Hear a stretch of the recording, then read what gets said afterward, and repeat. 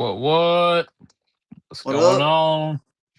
Welcome back. We're back for week number 9 already, dude. I'm Mm, not ready for the end of college football. It seems like it is quickly approaching, unfortunately. But what's up, man? I'm glad to be back. Been out, been work schedule's been kind of crazy lately. Had some off yes, sir. weeks, but I'm back, so excited. But what's Hey, going on with you? What's up? nothing much. I mean, you say the end of college football is coming, but for us Carolina fans, it pretty much already is here. I'm Much of a as a season left. Carolina fan, I'm begging for the end of the season. Yes, sir. But it's been good, man. We just moved into our new house today. So there's still boxes upon boxes everywhere. If you hear a lot of noise from my end, my wife's probably she's putting the kitchen together down there as we speak. So probably some pots and Hmm. pans clanging around. But other than that, we're doing good. How about you, man? That's good, man. Been doing pretty good. Been a little under the weather for the past 2 days. Still Oh fighting that a no. little bit, but hey, it's perfect time to be sitting at home on a Saturday watching college football. So I will take it. Mm-hmm. But with that, Justin Doan just put in the comments, Lane Kiffin, let's go. Did I miss a memo somewhere? Did I miss something? Hang on. Hold on. Did Justin Let Doan me just hit us with check an the update feeds. that we weren't ready for? I mean, the only update I got is Midland Valley's up 28 nothing for homecoming at halftime. Wow. That drop. Hey, come That on. only update I got is Dodgers are up 1-0 right now, third inning. So, You hate to see that but one. yeah, I don't know. I'll take it over the Blue Jays this year, but I don't know. Mm. But yeah, but Well, hey, if they got we're Lane, here. congratulations. Yeah, hopefully that is an actual update. Really looking forward to that. That would be interesting. Um, but we'll see how it goes. Justin, keep us updated on if that's a 100% official update or not. Would love Mm.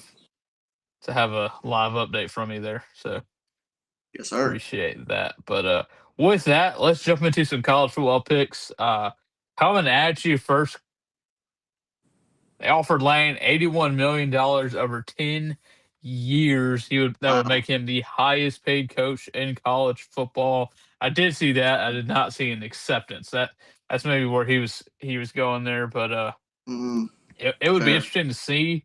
I know that's like one of his top spots to move to is if he was going to move would be Florida. It's like his Mm. dream job, but you never know in this ever changing world of college football, and money talks and money talks to everybody. So, but It's true. quick picks. We'll get right into our first quick pick. We got 18 South Florida, my secondary team, the South Florida Bulls going to Memphis, taking on the Memphis Tigers. South Florida is a 6.5 point favorite. I'm keep this one quick. Like I said, I'm riding with USF all season long to get the playoffs through the first round at least. So give me my Bulls. What you got, Will? Shoot, I love USF, man, but for some reason I got a gut feeling this week I'm gonna ride with the upset and the Tigers of Oh, Memphis. all right. Hey, I don't Mm. hate it. Here's a question that I had though. Would you say that the American Conference is the best Group of Five conference? I think that's a pretty good argument. I think you Yeah. could win that one for sure. I mean, it's looking good. I mean, USF alone beat Florida, which Mm-hmm. is an SEC team. Uh, Yep. got beat pretty bad against Miami. Beat Boise State, who was supposed to be a college football playoff contender. Memphis beat Arkansas, and the list just goes on and on of Mm-hmm. teams that the American Conference has taken down this year. I think it's just a really good argument. And then North Texas, if USF didn't beat them last week, was also going to be a contender. So that's just a thought. I would love to It's hear true. everybody's thoughts on Yeah. that. But moving on, we got 17 Tennessee at Kentucky. Tennessee is an 8.5 point favorite. Kentucky coming off of that heartbreaking loss last week to Texas. I was really Mm. rooting for the Wildcats last week. Hopefully, they were going to upset Texas there, but I'm going to go Tennessee. It's kind of like what we said all year is that Kentucky is just not that team. I think last week is just a reflection of how bad Texas is, but I don't think it's a reflection of how good Kentucky is. So I'm going to go Tennessee. Justin is taking USF, by the way. He said go Bulls as well. So And me and Justin just can't seem to get on the same page. I don't know what it is, but maybe one of these days. maybe. I am going to take the Tennessee Volunteers. Look at there, me and Justin, Tennessee Volunteers. That's all I needed to hear. Wow, money. Man, now we're looking good. I think, Kentucky used everything that they had last week in that game to try to get a win. It still wasn't good enough. I just don't think they match up with a very high-powered Tennessee offense this week. I think Tennessee rolls by, what's the spread, 8.5? Oh, they kill that 8.5. spread. Probably Yeah. 21 or more, 21 points or more, I say. So I think it's safe. Now, Sorry, man. I like that. I think Tennessee's a good football team. They just kind of have a rough schedule as it is in the SEC, unfortunately, this year. But last quick pick of the week is 11 BYU at Iowa State. Iowa State is actually favored by 2.5 points in this game. Kind of a shocker to me. I'm going to go the upset. I'm going to take BYU. It's kind of a game out west that we might not pick all the time. Something that we might not pay attention to as much. But I'm taking BYU. What you got, Will? This one was a toughie for me. I thought about it, a few times today. Went back and forth. But I'm feeling the upset train this week. Give me well, I guess it's not even an upset because they're the favorite. But BYU's number 11 in the nation. So give me Iowa State and what should be an upset. Yeah. No, I agree. That's a good pick. That's a good pick for sure. But hey, moving on to one of our favorite segments of the stream. We got the dumpster fire pick of the week. This is a segment of Will Bryant alone. If you've never watched the show before, he gives us some of the worst dumpster fires of the week, or I guess best dumpster fires of the week. So I'm interested to see what he has. But go ahead and give us your dumpster fire, Will. Yeah, obviously the dumpster fire of the week, probably every week until the end of the year, will be Mike Shula's offense. But we're going to move away from that one. That one's a little obvious. I think the most obvious dumpster fire of the week last week was Carson Beck. Had to be Carson Beck. 4 interceptions. Lost to a Louisville team that they should have beaten probably by 2 touchdowns. And they only lost by 3. I mean, it was pretty obvious that they lost the game because of Carson Beck. It wasn't that Miami wasn't good enough. It's that Carson Beck was not good enough. I mean, they even had a shot at the last drive. They were in field goal range. All they had to do was not screw it up to get a field goal, go to overtime, and they probably win it anyways. And he throws a pick while they're in field goal range with 40 seconds left? So, I mean, he literally threw the game away. So, then in no way in my mind is there any other dumpster fire of the week besides the man, the myth, the legend. Georgia fans love him, Carson Beck. That's a great dumpster fire pick there. I could not agree more. It just got real ugly all of a sudden. But my question for you after that dumpster fire is who is the front runner for the Heisman right now? Because it went from Arch to John Mateer getting hurt, John Mateer throwing 3 interceptions, losing to Texas.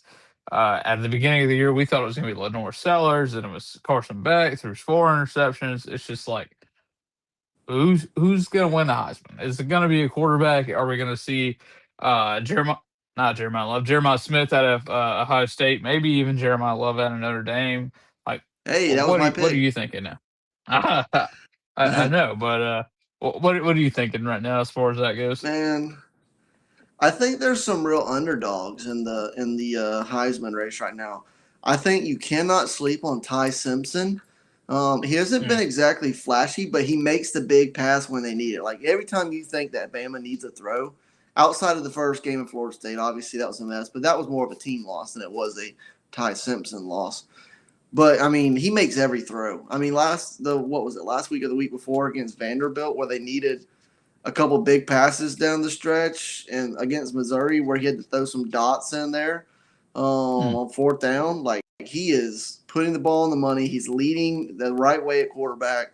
I think he's a good. And also another name that I've heard that I think is an interesting one is Mendoza out of Indiana. He's playing Yeah. pretty good, and I think this could be the year that you see a guy that maybe did not have the hype at the beginning of the year, but puts together a good year and ends up in New York for the Heisman. I can definitely see that. I was actually just looking up the Heisman odds. The top three with the best Heisman odds right now are Ty Simpson, Mendoza, and Julian Sayin out of Ohio State. So Really? um, Hmm. I know that's a little interesting to me, but it's just crazy the way that things are constantly changing, especially in like a Heisman conversation like that. Mm-hmm. But unfortunately, we had to play Ty Simpson this weekend, but we'll get into that in a Mm. few moments. But after that, let's move on to our upset picks of the week. Yes, sir. You got one now, or do you want me to go? Man, I'll take it. I'm Yeah, taking. all right, Oh, dang it. Never mind. Well, I'll I'll go. keep going. I thought when I looked at it a minute ago that Kansas State was the favorite, and I was going to take Kansas, but turns out Kansas is the favorite. Mm, But I did have a backup pick, and my backup pick is App State over Old Dominion. I mm. love Dow Loggins' offense. He's got running up there. He brought in A.J. Swan, former SEC quarterback at Vanderbilt. They've been running the ball very well. The lead running back's got 700 something yards rushing already. So they're playing really well. I think if the defense can get some big stops on defense, that the boys on offense will take advantage. So give me App State and a thriller on the road. That's I 13 love it. and a half point spread, by the way. I'm going big on Jeez, that one. yeah. Looking for a massive upset there. I'm a big State guy, and I will be the first to say I would take back and eat every single word I said about Jal Logan's offense play calling last year for South Carolina, as I'm sure Mm, every Carolina fan would. But my yes. upset pick of the week could make a couple people mad. On paper, it looks kind of ugly, but I am going to take Mississippi State over Texas. Yes, Texas sir. obviously having somewhat of a rough year, have struggled all throughout the year. Mississippi State is no best team in the SEC or anything. But when you look at their schedules, look at their wins and losses, I mean, their quarterback has thrown for more yards than Arch has, hasn't thrown for as many touchdowns. Their running back has more than double Texas running backs rushing yards. So I'm taking Mississippi State. It's in Stark Vegas. I think they're a really good team. Mm, Again, they've just played a lot of good. Looking at their last three losses, which are their only three losses, they lost to Florida by two. They lost to Texas A&M, who's the number three team in the nation, and they lost to Tennessee in overtime. When you look at Texas, they beat Kentucky in overtime by three. Oklahoma, which is always a you never know what's going to happen there, and then Florida. So I mean, it's really it's hard to say that Texas is still one of the top teams in the country. So give Mississippi State. I want to say by a touchdown. I don't mm. want to go as little as a field goal. So give me a touchdown in that game. So, I like it. Big but money. I I have not been a fan of Texas all year long. I've kind of called the fraud all year long. So, but moving on, we'll go to our picks of the week. Or these are our main four picks that we have every single week. The first one being a tough one. Number four, Mm, Alabama coming to Columbia, South Carolina, taking on our Gamecocks after a tough slide that we've had. It's been rough to be a fan. It's been rough to see this every single week. I don't know if they showed this on TV or not because I was in the stadium, unfortunately. But fire Mike Shula chance started about on the first drive of offense after we go three and out after three straight runs. It's just ugly to see. And honestly, I'm sad to be a fan. Like there was a lot of people asked me like, "Are you going to the game this week? Are you going to do this?" A couple people were saying, "Hey, should I get tickets?" And I'm like, I don't know if I'd even want to go watch us lose tomorrow. It's just it's going to be rough. It's going to be rough next 5 games. But give me Alabama Mhm. on this one. Ty Simpson's too good. Our defense is good. They might slow them down, but when they're going to be on the field 3 quarters of the game, as in time wise, not they're going to be on the field 4 quarters, in case you don't know what I'm talking about. But when they're on the field for so much Yeah. time, when our offense can't get first downs and get long drives and score points, it's going to be ugly. I don't foresee us even playing a close game tomorrow unless something changes in the play calling. It's just going to be Mhm. ugly. So give me Alabama to cover. The spread is 11.5. So give me the cover, which would be about 2 touchdowns. So what you got? Wow. Yeah. Well, I mean, Ty Simpson might only play 3 quarters. I don't know if he even makes it to the Yeah, fourth there you quarter. go. How bad There I'm you go. thinking this game's gonna be. But yeah, man, it's rough. We have all the pieces on offense. I feel like to be good, but for some reason, you got to chalk it up to coaching. It just isn't there this year. Some really bad play calling. I mean, they had a student-led protest the other day on campus about fire Mike Shula. To be fair, it Yeah. lasted There's 5 minutes about before 10 they people. walked. Yeah, well, hey, it was like 20, but they walked by the cafeteria and decided to go eat lunch. But hey, they were fired up about it. I give it props to them for at least doing it. But I don't see a way or a world where South Carolina can put it together this week, not unless something drastic happens. Um, I personally think that the team is kind of thrown in the towel. It doesn't really look like they're trying. It looks like they've kind of given up. And I think part of that has to be with, I know a guy that has some access to the program within the media, and I'm in a group chat with him and some other guys, and he had kind of thrown the comment out there of that they have potentially already been talking to possible people to bring in if Beamer can't put it together. So I mean, every AD probably should be doing that at their coaches at this point. Not that they're going to make a move. Obviously, he came out today in support of Beamer, but I found it interesting that the fact that they're even throwing names around and asking if people are interested at this point was something that caught my eye. But the one thing that caught my eye was just some of the internal struggles in the locker room. Guys not really wanting to be there anymore. So I think we're in for a rough off season. But we'll see how it goes. I really hope they can put it together. I would love for South Carolina to win this one. This usually is a spot where they usually come back and get a big win. But I mean, the facts are facts, and I'm taking Bama by 30 this week. So Hmm. Yeah, I like it. Here's the thing, and I'm gonna go on a rant for a little bit, just because there's only 2 of us. We got time tonight. But there's a couple things. The last time that Alabama was favored like this and was coming to Columbia, we pulled off one of the upsets of the century, which is not going to happen tomorrow. I just don't foresee it happening. That team was good. We were just underrated. This team has talent. We're just poorly coached, like Will said. Something that kind of set me off is and this is kind of what you were talking about, is in the media after the game, a reporter asked, "Well, it seems like your team's not getting any effort," and Beamer says, "Well, that's on me. I'm not getting the best out of this team, and what gives me hope is how we practice." That's great that we can practice, but when you see no translation to on the game field every single Saturday, something needs to change or you need to change. And I love Beamer. I'm a big fan of Beamer. I like him as a coach. I like him what he's done for our program and our guys. But at some point, like you were saying, we had to start looking at the changes of what's going to make our football team better. This can't be like this forever.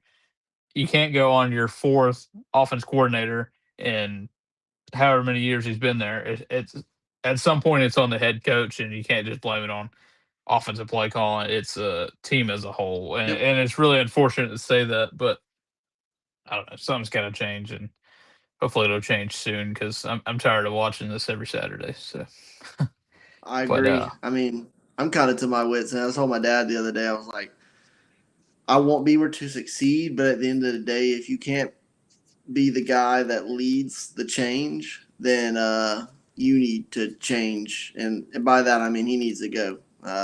It's time to bring somebody Virginia in Tech who, job. yeah.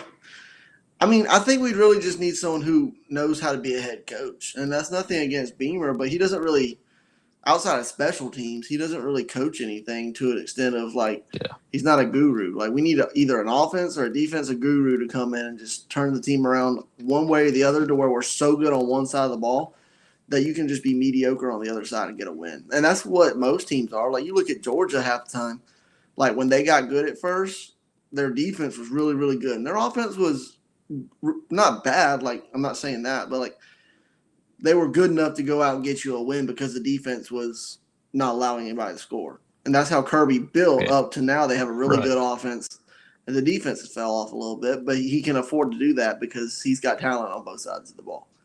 Right. You need that 100% impact agree. on one side.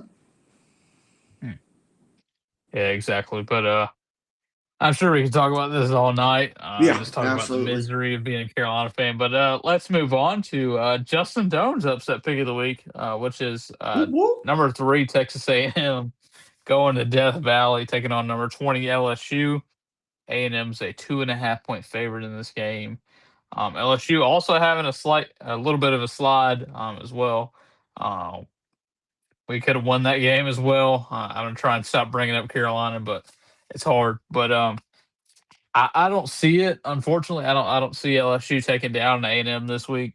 A&M has just been too good of a team all year long. LSU is another one of those teams that haven't really played the games that they need to. They haven't won the big games that they needed to.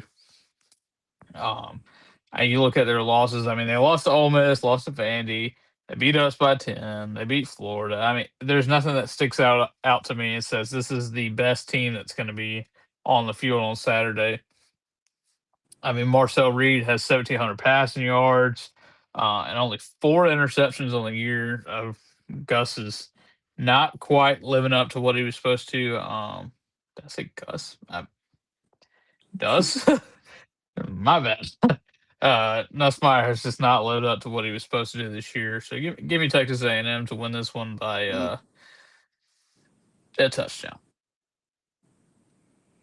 I like it. I personally think LSU is very overrated. I think they're pretty mid this year. The running game's not there.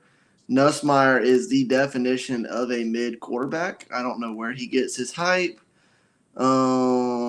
I think that Texas A&M, as much as I hate to admit it, because I'm usually a big Texas A&M hater, I think that they're pretty good this year. I think they got a pretty good team. They're not showing many flaws. And as much as I like to say Marcel Reed isn't a top quarterback in the SEC, he goes out week after week and proves that he is. So I think that this is not even going to be close. I think that Texas A&M goes in and whoops LSU in Death Valley. I think it's probably 17. I don't think. Wow. I think Gus is hurt, and they're finally going to run into a very good team, and they're just not going to give them the time of day. Jeez. Yeah, I can definitely see it. Obviously that's my pick as well. I think where LSU struggles is, like you said, Nuss has just been that average quarterback. It's almost like the Seller situation is he was supposed to be at the top, if not the top quarterback, and then here we are down in the middle towards the bottom. It's a rough life to live, unfortunately. But moving on, we got number 8 Ole Miss at 13 Oklahoma. Oklahoma's a 5.5-point favorite in this one. Obviously, Oklahoma came to town last week, showed out in Columbia. Ole Miss played Georgia last week, unfortunately losing that game in a shootout. Sorry, I just lost all my train of thought. Why don't you take this one first? You're good. Yeah. I have a couple thoughts like I'm trying to gather. You're good. I like Ole Miss in this one. I think Ole Miss is one of the more complete teams. I think they just ran into a really good Georgia team last week that it ended up being whoever got the first stop was going to win. And I think Georgia defense is a little bit more clutch than Oklahoma's defense. I think Oklahoma has a good defense, but I think Ole Miss offense is better. I think that Oklahoma is going to probably make some mistakes of their own and shoot themselves in the foot a little bit. I think it'll be close for a little bit, but I got Ole Miss by 10 in the end. Yeah, I like it as well. Ole Miss was definitely where I was leaning. John Mateer has not been that top quarterback that we've seen up until he had the hand injury. He just hasn't been the same since he's come back. Throwing those 3 interceptions against Texas. He didn't look terrible last week, still not up to par where he usually is. But Ole Miss has kind of been that surprise this year, especially after losing Mm-hmm. Jackson Dart to the NFL last year. They honestly shocked me. I remember saying at the beginning of the year, "It's not the same Ole Miss team. You know, they're probably going to struggle," but Mm-hmm. here they are. They didn't have to rebuild. They just reloaded. Still being 6-1, only lost to Georgia, like you said, one of the best teams in the country. So I'm taking Ole Miss as well. I just don't see Oklahoma finishing out their season towards the top. So give me Ole Miss by. I like 10. I'll go with 10 as well. Mm-hmm. Great pick there. So Thank you, man. last pick of the week, we've got number 15 Missouri going in Nashville taking on number 10 Vanderbilt, who has been also one of those shocking teams this year that we did not see coming. Um, Vanderbilt is a 2.5 point favorite. Don't know how Diego Pavia is not in the Heisman conversation currently. Kind of a shocker Yeah. to me. Um, I'm gonna go Vandy here. Actually, Vandy has shocked me. Like I said to start this, they've taken down some incredible teams. Their only loss coming to Alabama in Tuscaloosa. That's a tough place to play and come out with a win. Pavia is their leading passer and rusher. Obviously, he tore through our defense when we played him. But here's something about Pavia that bothered me at first is that he plays for Vandy, which is typically not a football power, but then coming out this year talking the talk, hey, I'm this, we're going to the championship, we're doing this, and it's like, okay, you play for Vandy, but then he comes out and he walks the walk. He puts up where he cashes in what he's talking about. It's just Yeah. it's cool to see. Still not a big fan of him. He's kind of a jerk. But I'm taking Vandy in this. Missouri is an overrated team. They should be have a worse record than 6-1 by far. Their loss also only coming to Alabama. They definitely should have more than that, especially after a overtime win last week over Auburn. So give me Vandy by 14. Give me Vandy by 14. Mm. Yeah. I like Vandy as well. Missouri is vastly overrated. I don't think they're a great football team at all. I think they got lucky with their first 6 games being at home. They didn't play outside of the state of Missouri until like week 7, week 8, or something like that. Yeah. And so, which is absolutely ridiculous. But I just think that they've gotten lucky in a few games. Listen, if South Carolina plays any type of defense in that game, we win. They should have lost to Auburn last week in the overtime game. I think they just get a little lucky with some of the other teams kind of beating themselves than them winning. And I think Vanderbilt's too good of a team to beat themselves. I think Diego Pavia's got them boys rolling. The really only blemish is Alabama, and Alabama's playing really well lately. They look like one of the top teams in the nation.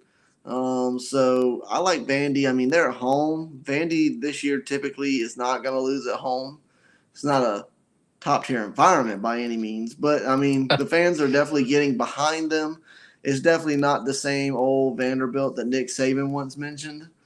So I think Diego Pavia goes and they beat him by. I'll go. What did by touchdown? Justin said I'm gonna go 2 touchdowns. Give me Vandy by Yeah. 14. That's what I had to. Yep. Mm. Great pick. Obviously, same. We're going the same way. It seems like we're on the same wavelength with almost everything tonight. Hey, looking at the rest of Vandy's season this week, they've got Missouri at home. They go to Texas next week, and they play Auburn, Kentucky, and then they go to Tennessee for their last game of the regular season. Wow. do we see Vandy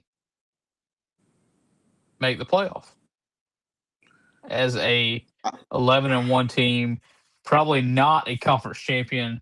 They might not make it to the conference championship. A lot of things would have to fall correctly. I mean, they're only 2-1, but still, it would.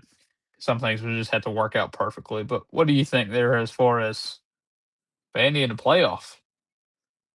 I mean, they're 6-1 right now. I think they have room for at least one more loss, technically, with the way that college football landscape looks right now. I mean, they're only lost to Alabama. They have wins Mm-hmm. against LSU and South Carolina. Well, I mean, South Carolina doesn't look like a good win now, but they have some good wins on the resume. I think if they can win one of those games against either Texas or Tennessee, I think that gets them to 10-2. And I think that's good enough to be in the college football playoff. I think they actually get Texas. I don't think they can get Tennessee. Is that game at Tennessee or at Vandy? Yeah, it's in Neyland. That one's tough for me to call, but I think they get Texas. I think they go 10-2. And I mean, even though I'm gonna hate to see it, absolutely hate to see it, Vandy probably will make the playoff, sadly. So That is probably one of the craziest things that will come out of my mouth is if Vandy's in a playoff. Justin Dunn calling it as well. He said Vandy will be in there. He also said if Florida wins out, will they be in it? Um, Florida is 3-4. So I tell you what, I if they win out, I think they could make the NIT. Oh wait, sorry, this isn't basketball. My bad. Yeah, they're probably going to the They're probably going to the Birmingham Bowl. Hey, here's the crazy thing about Florida is if every other team, if there's no undefeated teams in the country, just stay with me here. This is gonna be a long explanation. If every other team went 10-2 and Florida won out, having their losses to number 3 LSU, number 4 Miami, number 3 Texas A&M, then beating number 5 Georgia, number 8 Ole Miss, number 17 Tennessee, and a pretty good Florida State team, they still won't make it. Sorry, but I I could see where you're coming from. Their strength of schedule is very tough. I don't ever foresee an 8-4 group of 4 or Power 4 team ever making the college football playoff. I just think there's going to be too many teams that they would have to jump that don't have a 4 losses. I mean, right now, even in the SEC, who don't have 4 losses, you have Texas A&M, Alabama, Georgia, Ole Miss, Vandy. That's Missouri. that's 6. Well, they're going to lose this weekend. That'll probably put them out. That's 5 or 6 SEC teams alone that they would have to overcome. That's half the playoff. Then you have USF, who they lost to. You can't make that argument. Then you got Miami. That's somebody else that they lost to. I think it's too much to say that Florida, even having the number 1 strength of schedule with their losses, all coming to top 5 or top 10 teams, except for South Florida, who might make it there eventually. I think it's just too tough to say that an 8-win and a 4-loss team makes it, no matter who they played and who they lost to. Unfortunately, but I see what you're saying. Maybe Lane Kiffin could turn it around next year if y'all get him. So yeah, definitely some wishful thinking. I saw strength of schedule not matter whatsoever when they were picking teams for the college football playoff last year. So I do not foresee it changing this year. Even if you only had 3 losses, I don't think you make it in because the committee clearly does not value strength of schedule. You can beat the worst teams in the country, and as long as you have 1 loss or no losses, maybe even 2 losses, I mean, you get in because it's all about record. So right, yeah. They don't value competition. They don't value making the game better. They just value views and numbers and Alabama and Ohio State and all the blue bloods. That's all they value. Yeah. That's all they care about. So I don't see it changing anytime soon. So I'd love to see it but happening.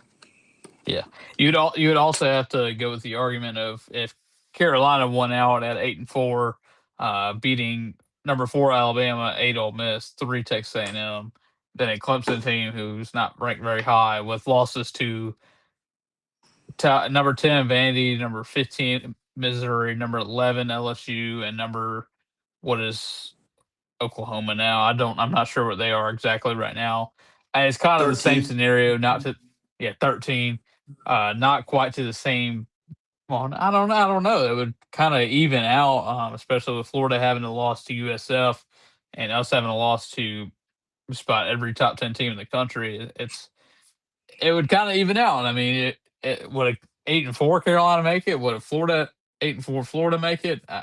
Neither, in my opinion. But um, that's a great question. What a conversation starter that is. I mean, then you look at Kentucky. They're also a 4-loss team. Let's just go list by list. They Oh lost my to Ole goodness. Miss, lost to us. If we won out, that would be a good loss.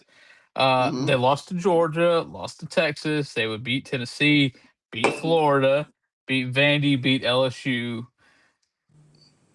Let's take a look at. I'm not going to do this. This is crazy.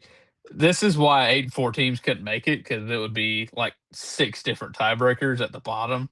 So, Mm-hmm. but hey, next week let's put this on the calendar. Next week, let's make our 12-team playoff prediction. I Do that like it. next week. Not prepared this week. But we're going to our new segment that we started a few weeks ago that I've been out on. So, new segment. We've been doing tier talks. This is a very fun segment that we came up with kind of on the fly. We would love y'all's interaction as well. Our tier talk for tonight. It is obviously getting a little bit colder if you live. It's probably Mm-hmm. been very cold other places, but it's getting colder now in the South and South Carolina. I'm sure it's getting a little cold in Florida, areas like that. And by colder, I mean like 70 during the day, 50s at night in the morning. You know what I mean? Hadn't quite gotten that cold, but it's fall. It's fall weather. So along those lines, let's go our tier talks. Top 3 fall foods, fall like soups, anything that you would eat during the fall, maybe a game day food, anything that is Mm. only eaten during like the fall time. Uh, would you like to go first, or would you like for me to go first? I would like you to go first. Okay. All right. For fall foods, it's kind of a complicated question because it's you don't eat specific things in the fall, but you do like during colder weather. If that makes a little more Mm-hmm. sense. So, like chilies, one of my favorite cold weather foods is a potato soup. My mother-in-law Mm. and my wife make a very, very delicious potato soup. You put basically make it a loaded baked potato in a bowl. That's one of my favorite things in the whole world. I'm actually going to let that come in at number 3. Hmm. Definitely a top fall food for me. Next is going to be all right. This is very specific. Okay, I'll take this back. Give me potato soup at 1. I'm gonna go backwards. Wow. Potato soup at 1. Yeah, dude, I could eat it like 4 days out of the week for sure.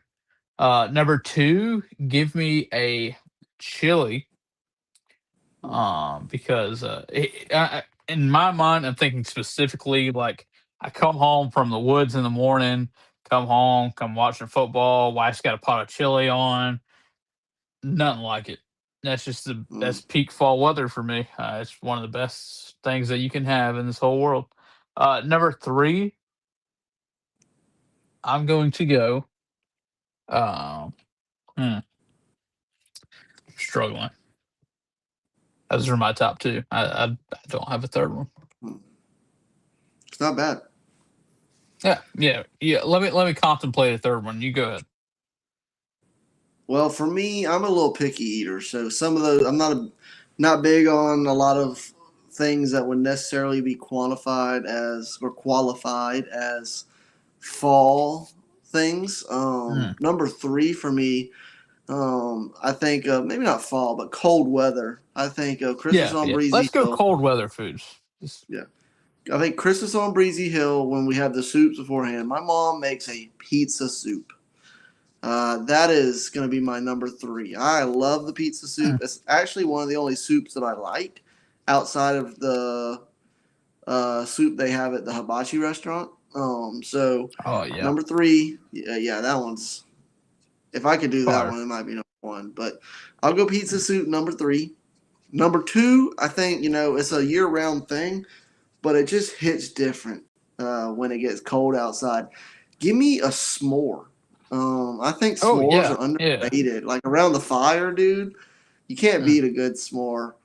But number 1 for me, when you said fall, the first thing that popped in my head was a good pumpkin roll.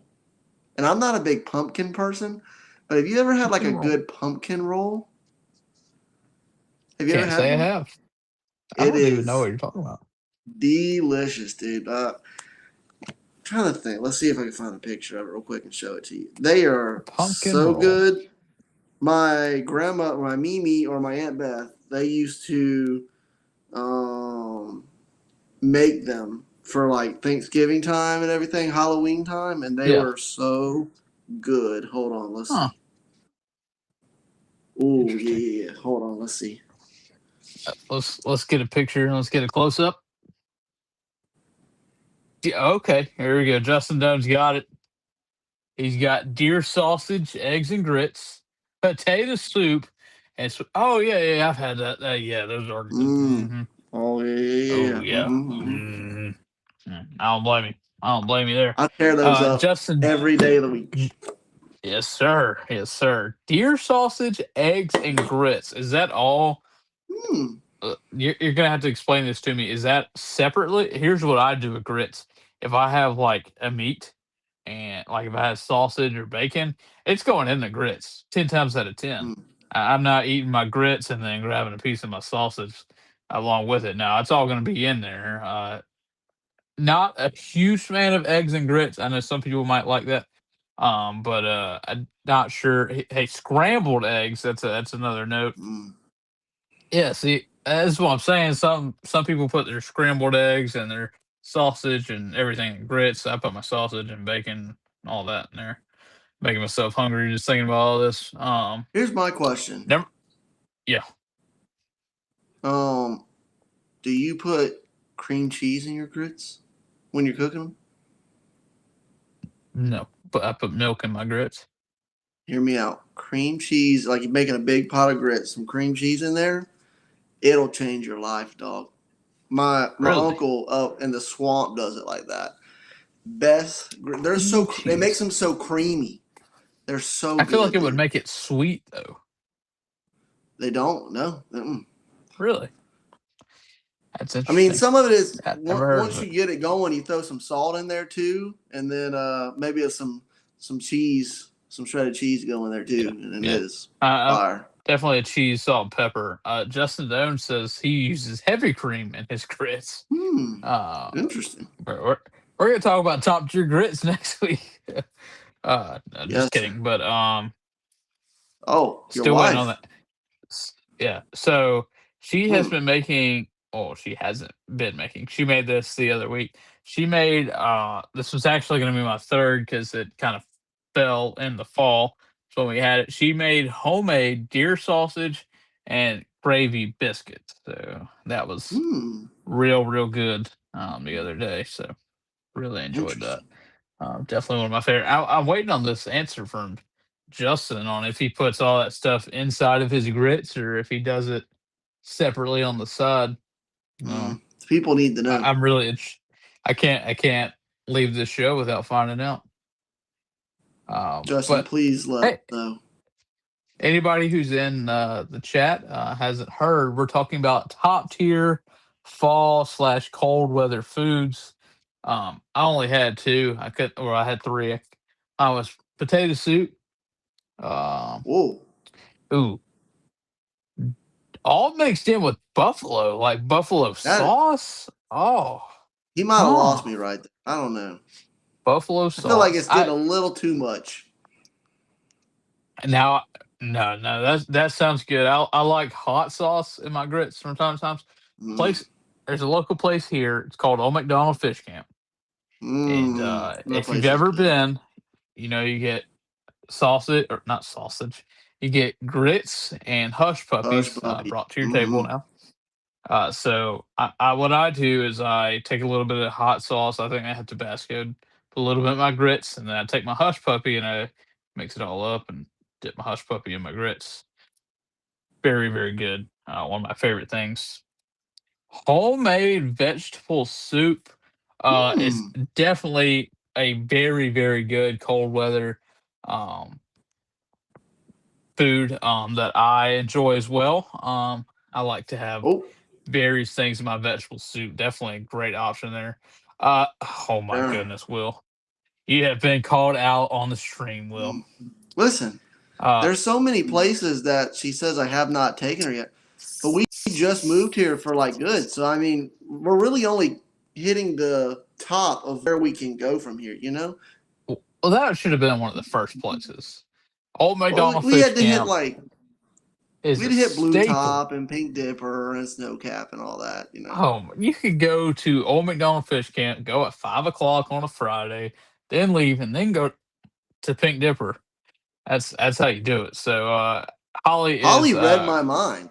I was gonna I suggest it. was thinking that too.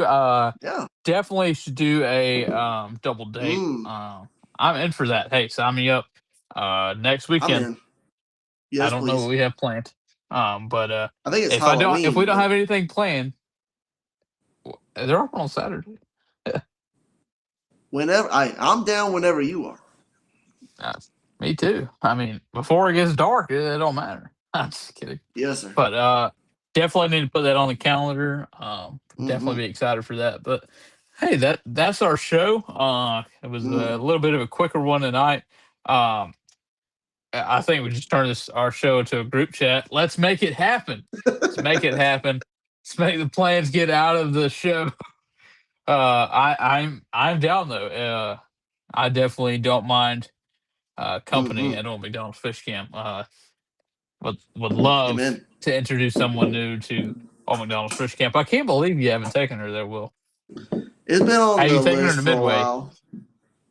Have you We've taken her to got Midway? Midway, Blue Top. I still I had to know take her out to Gary's is probably Edgefield. like one of the. Oh, you haven't taken her to the pool room? Oh, dude, My goodness. it's To on be the fair, list. I don't think I've taken Holly there either. That's another double Oh date, dude. gosh. Yeah, I'm in. Count me Sign in. us up. Double, triple, quadruple, whatever you want to do. I'm in. Invite Luke and Emily. Make it a quadruple date. You know, or Let's triple do it. date, whatever it is. I don't Triple. know. I'm not good at Triple. math. I went to Christian college Mm, Me too. and Midland Valley. Oof. Oof. Double oof. You know, Whew. Holly is All now right. calling me out. Has not been to Edgefield Pool Room Really turned or into a go group here. chat in here.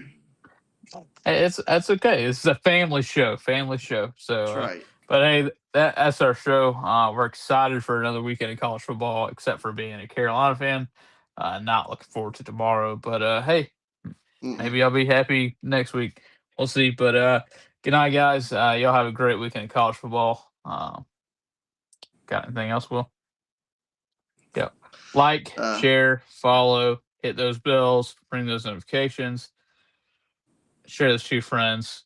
If you haven't, if you're not watching live, if you're watching this later, put your top tier cold weather fall foods in the comments. Would love to see y'all's thoughts on that. But as always, have a great weekend and tough to say, but